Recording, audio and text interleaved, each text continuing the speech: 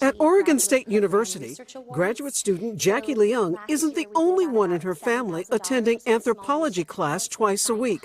5-month-old DJ also tags along. If you can't afford to have childcare, though, and you don't have a space to put your child in, or you don't have someone else to watch your child, what other options do you have other than to bring your child with you? So Professor Melissa Cheney is taking action. We need to find a way to enable women to stay in higher education. Is he sleeping? Okay. And she's doing just that.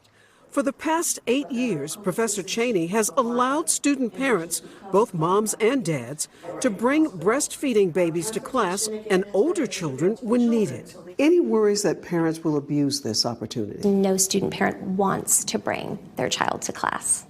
It is not an ideal situation that someone would choose in place of getting reliable childcare were it available to them.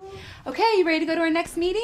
Someone like PhD candidate Holly Horan, mom to 3-year-old Naya.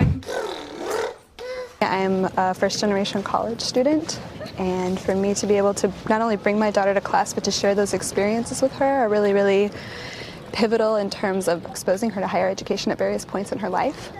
Studies show that single mother poverty rates declined with each additional level of education, and professors are taking note.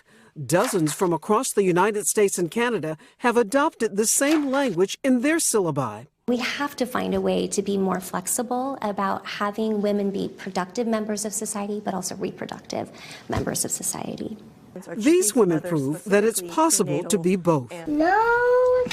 Rahima Ellis, NBC News, Corvallis, Oregon.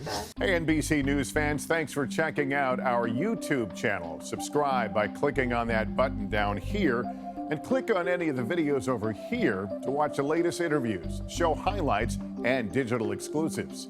Thanks for watching.